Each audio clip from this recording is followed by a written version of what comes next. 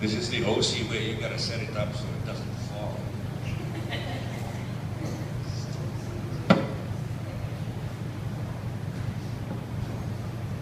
Well, good morning, everybody.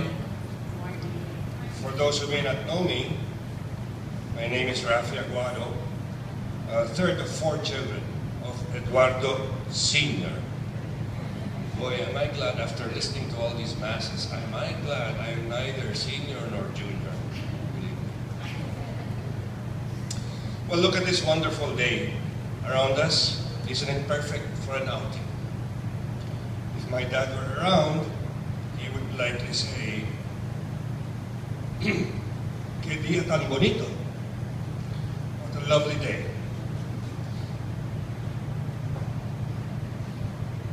For Abuelito, as his grandchildren address him, it is likewise a wonderful day to start his journey into his new life. Pardon me for, this is what happens when you get a little bit senior. With 94 years in his pocket, he would certainly have the experience to look back at nice and not so nice days, wouldn't you agree? And by the way, there is another reason to celebrate today, as we look forward to the canonization to sainthood of not one, but two former popes. Sounds like, but wait, there's more.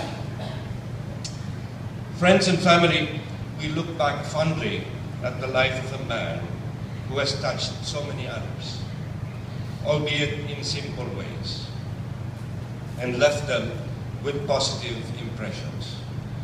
I have heard people tell stories of how my dad helped them in this way or that, even though he was of humble means. Over the last few days, we had the rare opportunity of sharing with visitors some of his traits. Integrity was, of course, above all else.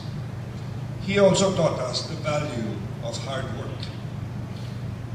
In fact, in his case, he probably took it a notch higher, working 6 to 7 days, 7-day weeks, barely taking time off. He was also a wonderful, caring husband to our mother, including and up to the time that she was ill, providing her only the best personal attention and care.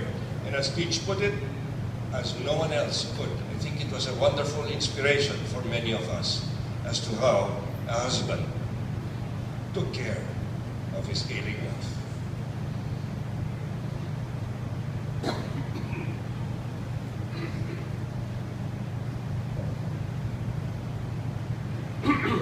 Don't worry, I'm on page 2 of 10. I can certainly say he brought us up well, and hope that we are likewise demonstrating good values to our own children. Danny, as he was known to his peers, was a man of few words, and also known to be stingy with smiles. But everyone knew him to be a wonderful person with a generous heart. With 94 years under his belt, there is no doubt that he lived a full life and touched so many others. You know, I was just reminded, when we teach, when those of us who teach or study management of change, they say that the only constant thing in life is taxes and death. And so I was wondering, in 94 years, how much taxes could he have possibly paid, do you think? That's a lot of taxes, right? Well, hopefully he's gonna have a nice, smooth road to travel on in his next journey.